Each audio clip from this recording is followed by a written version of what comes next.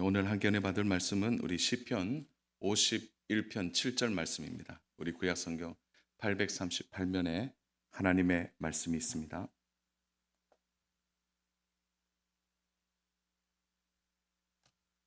시편 51편 7절 말씀입니다.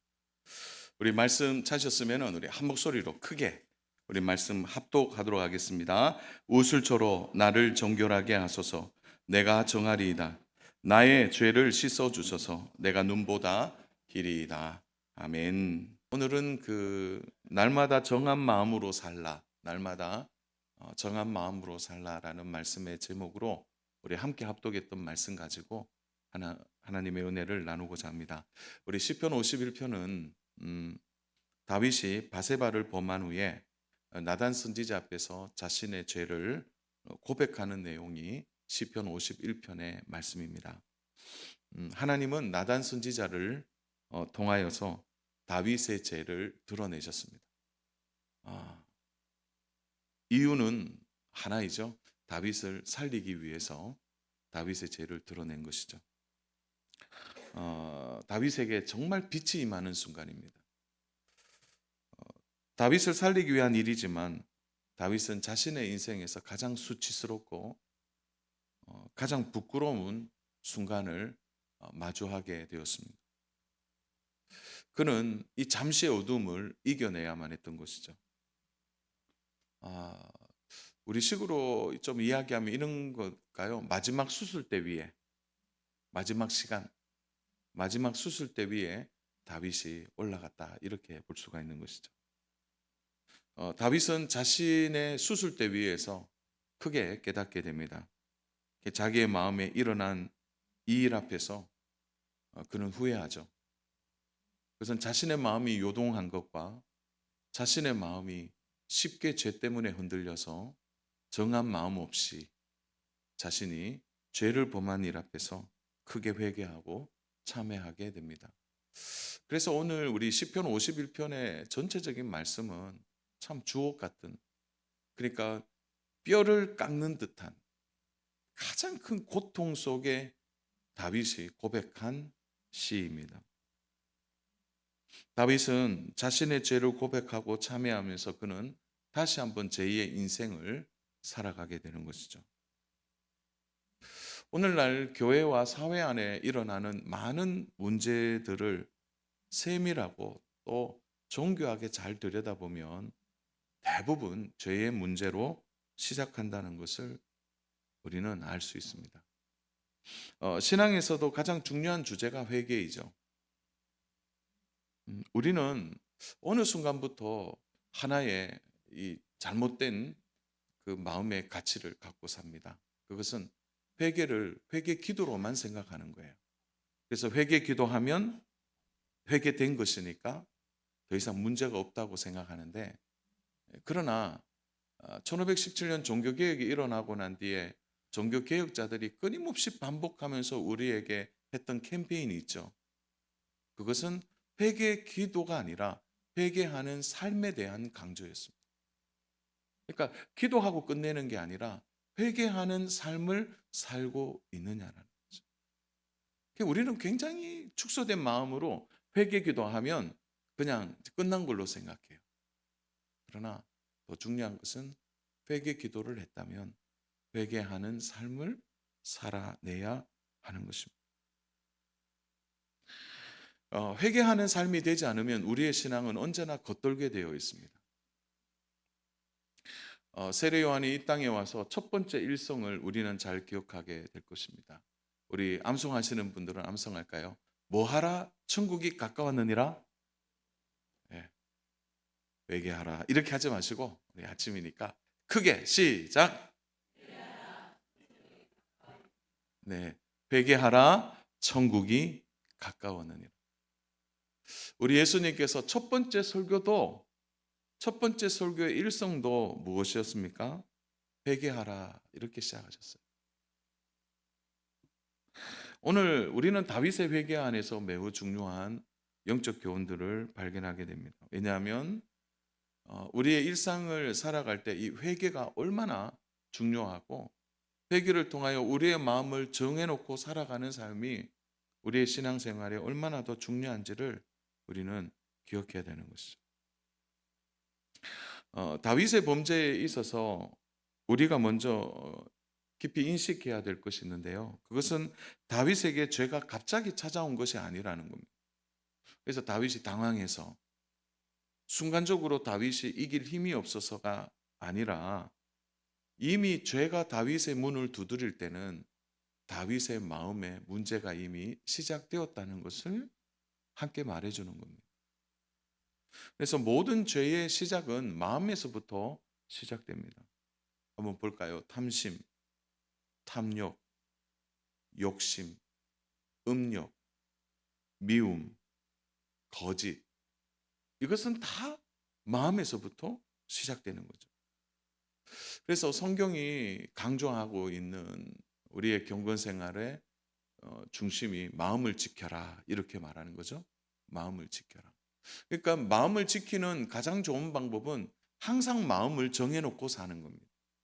정한 마음. 이 정한 마음이 우리의 마음을 지키는 거죠. 어느 날 다윗에게 갑자기 죄가 찾아온 것이 아니라 이미 다윗이 마음이 흔들리고 있는 상태에 죄가 들어오자 죄가 번성하게 됩니다. 저는 오늘 우리 성도님들과 저 자신도 돌아보면서 함께 나눠야 될 세 가지를 우리가 좀 기억해야 되는데요. 그 세 가지의 말씀을 통해서 어떻게 하면 날마다 정한 마음으로 살 수 있을까? 그 부분을 함께 좀 말씀을 통해 나누고자 합니다. 첫 번째는 정한 마음은 마음이 식지 않도록 하는 데서 시작됩니다. 좀 표현을 쉽게 하려고 예를 썼는데요. 마음이 식지 않도록 만드는 거죠. 자, 다윗의 위기가 갑자기 찾아온 것이 아닙니다. 갑자기 일어난 일이 아니에요. 다윗의 마음에 이미 균열이 일어나고 있었던 것입니다. 사랑하는 여러분, 우리가 한번 좀 우리 자신을 좀 직시하면 좋겠는데요. 우리가 생활하다 보면 굉장히 바쁠 때가 있습니다. 그리고 분주할 때가 있죠. 그래서 의도하지 않았는데 예배를 한두 번 빠질 때가 있습니다. 자, 근데 예배를 한두 번 빠져보십시오. 처음에는요, 예배 빠질 때 내가 이렇게 해도 되나? 내가 정말 예배 이렇게 빠져도 되나? 그런 마음이 들면서 마음이 막 힘들어져요. 그때는 마음이 이제 좀 관리가 되는 거죠. 그런데 몇 번 빠지다가 보면은 어느새 이게 참 이상한 일인데요. 몇 번 예배 빠지면 마음이 더 불안해야 되는데 마음이 더 평안해져요. 자주 빠지다 보면. 그리고 그것에 길들여지게 되는 것입니다. 왜 죄도 그렇잖아요. 처음에 죄를 지을 때는 막 떨리고 심장이 어떻게 좀 약간 좀 표현을 거치가면 벌렁벌렁하고 예? 막 힘든데 죄를 계속 지어 보세요. 마음이 편안해집니다. 죄에 대하여 대범해지기 시작하는 거죠. 그래도 여러분 잘 기억하셔야 될 거는 죄 안에도 평안이 있습니다. 참 이상하게도. 이게 가짜 평안이죠, 이게. 죄를 짓고도 잘 자는 것은 왜 그러냐? 그래서 그런 겁니다. 죄를 짓고도 웃고, 죄를 짓고도 행복해하고, 죄를 짓고도 잘 먹고, 죄를 짓고도 잘 자는 이유는 그 안에 거짓 평안이 그를 압도하고 있는 거죠. 근데 진짜 문제는요, 죄를 짓고 나고 이후로부터는 더 이상 하나님의 말씀이 들어오지 않는다는 겁니다. 여러분, 그래서요, 그 은혜를 아는 성도들은 예배 한번 빠져보세요. 죽을 것 같아요. 예배 한번 빠지면은 막 마음에 어떤 마음이 드냐면은, 그러니까 내가 여기에서 예배를 빠져서 하나님의 은혜를 놓친다. 여기에 이제 뭐 온 신경이 곤두서 있는 거예요.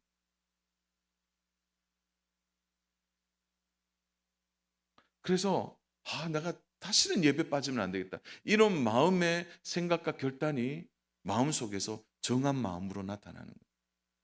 근데 그렇지 않으면 이제 마음이 점점 식어져 가는 것입니다.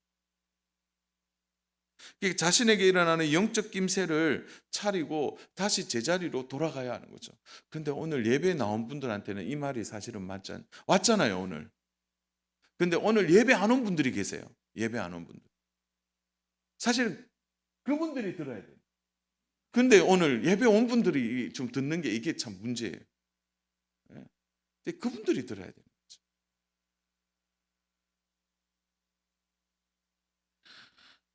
다윗의 바세바 사건이 일어나기 전에 조금 한번 상상해 볼까요?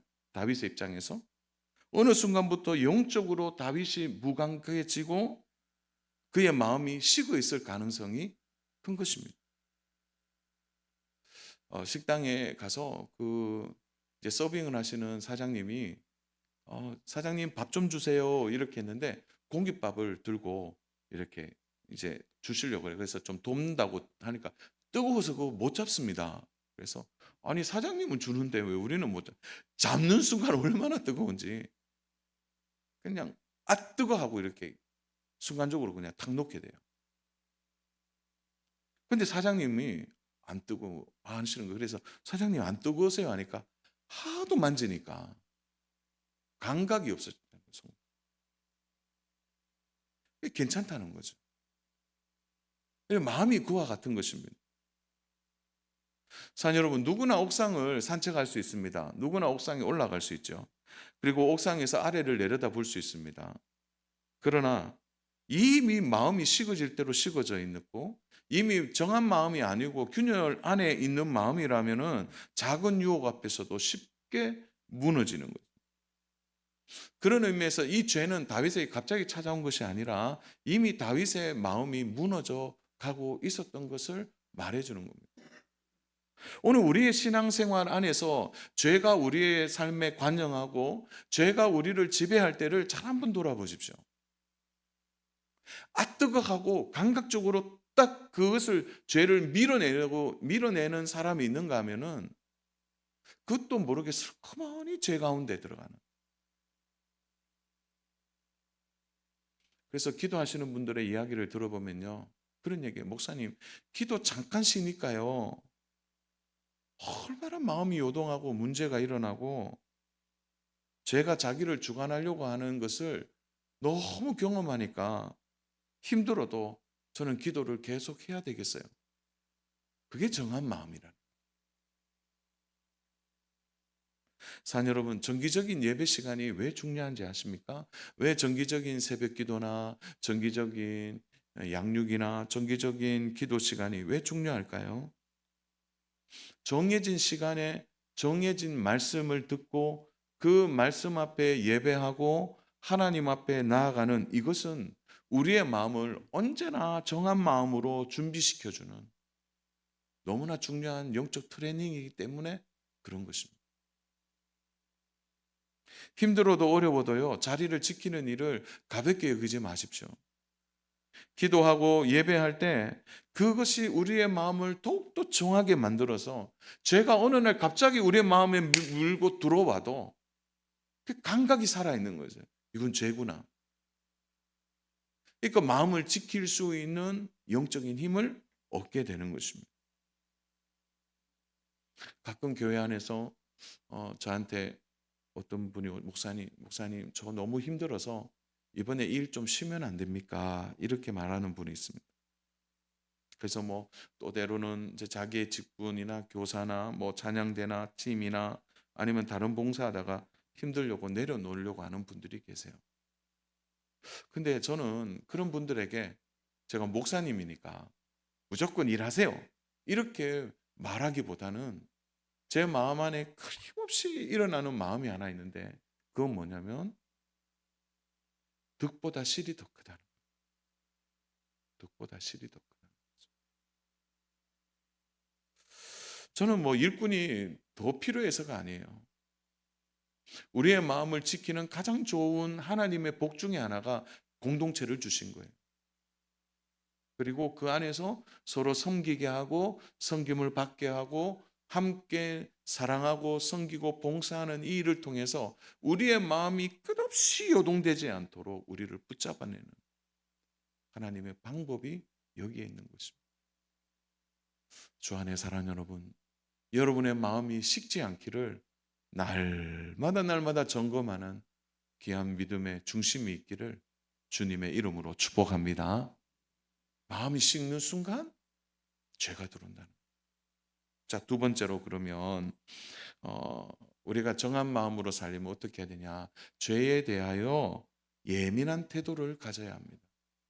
죄에 대하여 예민한 태도를 가져야 합니다. 자, 이 부분은 우리 다 한번 크게 한번 제 소제목 따라 해볼까요? 시작. 여러분, 죄가 무서운 것은요, 모든 신앙생활을 멈추게 하는 거예요. 여러분, 다윗은 범죄한 후에 그는 정말 깊이 기도하지 않았습니다. 학자들은 바세바 사건 이후에 그가 나단 선지자가 자신의 죄를 지적할 때의 기간을 한 1년 정도로 봅니다. 그러니까 다윗은 여전히 예배를 드렸고, 다윗은 여전히 기도를 했고, 다윗은 여전히 종교적인 행사나 절기 행사에 참여했습니다. 그런데 1년 동안 다윗은 뭘 한 것입니까? 여러분, 우리의 믿음과 신앙이 자라는 데 있어서 죄는 굉장히 깊은 상관이 있습니다. 죄를 다루지 않고 믿음 생활이 갑자기 좋아질 수 있습니까?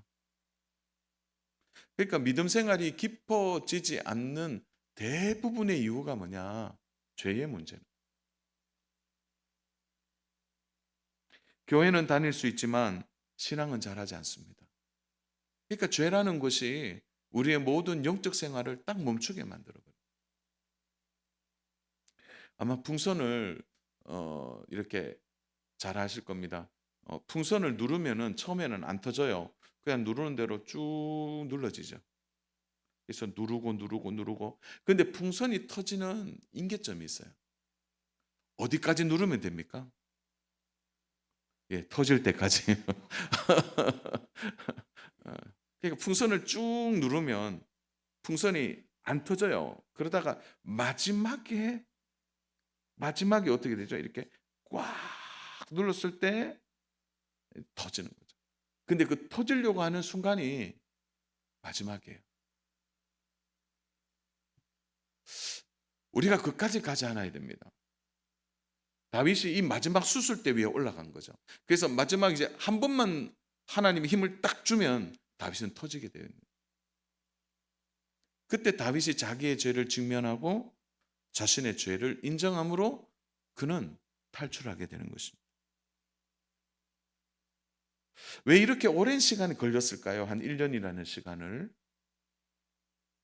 그것은 다윗이 그 죄를 가릴 수 있을 만큼 힘이 있었기 때문에 그런 것입니다. 자신에게 힘과 권력이 있었던 것입니다. 수많은 전쟁을 승리로 이끌어내고 그야말로 하나님의 백성들을 어떻게 합니까? 가장 부강한 나라로 만들어서 백성들의 존경과 사랑을 받았던 그 힘, 그 권력, 그 능력. 처음에 다윗이 그것으로 자신의 죄를 가리고 자신은 정상적인 생활을 할 수 있을 것이라고 생각한 것입니다. 그러나 보십시오. 잠시의 그의 죄를 가릴 수는 있었지만 그의 마음은 가릴 수가 없는 거죠. 하나님을 속일 수 없다는 것입니다. 예배를 드려도 죄가 생각나고, 기도를 해도 죄가 생각이 나고, 음식을 먹을 때도 죄가 생각이 나고, 심지어 가장 큰 저주는 뭐예요? 바세바를 볼 때마다 죄가 생각나는 거예요. 여러분, 죄가 그렇게 만드는 겁니다. 여러분, 그래서 죄를 감추려고 하는 힘이 크면 클수록 그건 정말 불쌍한 사람들입니다. 여러분, 조금만 죄 지었는데 막 하나님은 막 들춰내시는 분들이 있다면 하나님은 뭐 나를 뭐 꼼짝 못하게 해서 그런 말씀 안 하고 그거 진짜 감사해야 돼요. 오늘 사회를 보십시오. 힘이 있고 권력이 있는 사람들이 죄를 얼마나 감춥니까? 그러다 어느 순간 딱 터질 때는 재기할 수 없을 만큼 무너지잖아요. 다윗도 생각한 거예요. 이 정도면 내가 죄를 가릴 수 있다는 거죠. 건강한 신앙은 죄에 대하여 예민합니다. 죄를 지으면 빨리 반응하게 되어 있습니다. 혹시 여러분 그 손톱 끝에 그 뭡니까? 이렇게 탁그 바늘로 콕 찔렀다고 생각해 보세요. 예, 피가 나지 당연히 피가 나는데 딱 찔렀을 때 제일 먼저 오는 반응이 뭐예요? 아야 그럽니까? 저는 그런 반응이 안 오던데요. 몸부터 반응이 오던데요. 몸부터. 왜요? 몸은 바늘이 들어오는 순간 피하려고 해요. 예민해진 거죠. 그러다 보면 다음에 바늘만 보여도 몸이 움츠러듭니다.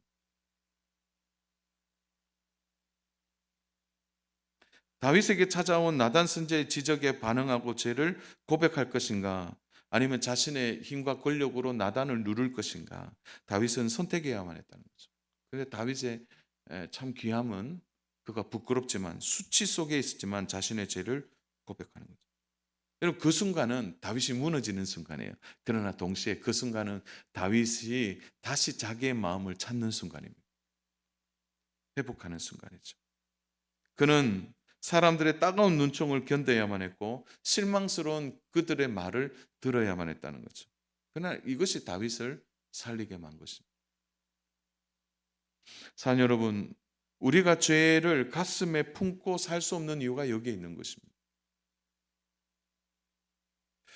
사랑 여러분, 죄가 우리 안에 들어오지 않도록 예민하셔야 됩니다. 죄가 우리 속에서 역사하지 않도록 죄를 붙들어 매야 된다는 거죠. 근데 왜 우리가 죄를 짓고도 빨리 회개하지 않을까요? 그것은 우리 안에 있는 가장 쓴뿌리 중에 하나인 자기 자신에 대하여 관대한 마음을 갖고 있기 때문에 그래요. 사람들은 타인에 대해서 예민하고 자신에 대해서는 관대합니다. 이게 죄가 만들어낸 어그러진 형상이죠.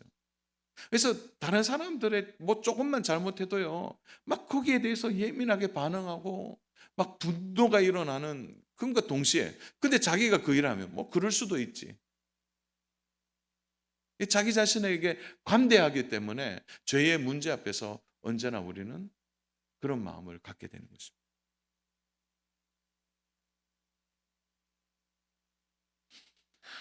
사랑하는 여러분, 오늘 우리 시대의 시대 정신을 잘 보십시오. 자신에 대하여 관대한 사회를 살고 있습니다. 아니, 누구나 그렇지 뭐 나도 그럴 수 있잖아. 오늘 이것이 교회 안에 들어온 세속주의입니다. 언제부터 이 죄는 괜찮고 이 죄는 나쁘다고 말했습니까? 아니에요. 죄는 다 죄인 것뿐입니다. 언제부터 죄에 대해 우리는 상대적인 평가를 했나요? 사랑하는 여러분, 죄는 상대적인 것이 아닙니다. 내가 너보다 덜 지었다. 내가 너보다 좀 낫지 않냐? 그리고 내가 이만큼 위대한 일을 했으니까 아유 뭐 바세바 정도 취한 것 정도는 인정해 줘야지. 그게 아니라는 거예요. 사랑하는 여러분, 우리는 죄에 대하여 정한 마음을 가지는 가장 중요한 이유는 뭐예요? 죄는 상대적인 것이 아니라 죄의 평가는 하나님이 하신다는 거예요. 그렇기 때문에 우리는 죄는 절대적인 거라. 하나님 앞에서. 하나님을 만난 사람들은 자신의 기준으로 자신을 보지 않았습니다. 우리 한 사람만 얘기해 볼까요? 이사야 선지자가 성전에서 하나님의 임재를 경험하자 그의 입술에 터져 나온 첫 번째 고백이 뭐였어요? 화로다 나는 망하게 되었더라.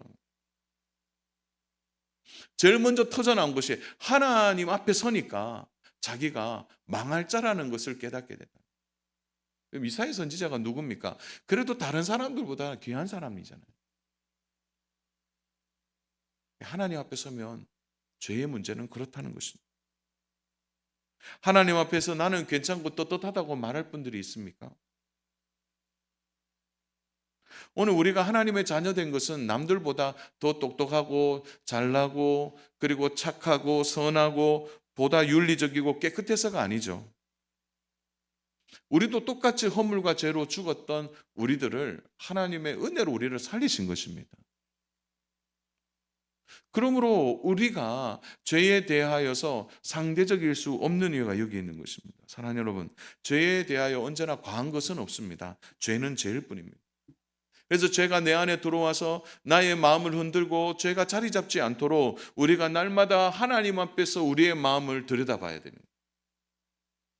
하나님 앞에서 죄의 문제를 정확하게 판단하게 되어질 때 우리는 정한 마음으로 살아가게 되는 것입니다. 자, 그러면 오늘 가장 중요한 세 번째 주제인데요. 바로 이것입니다. 그것은 정한 마음으로 우리가 살아가기 위해서 정한 마음을 구하라는 거죠.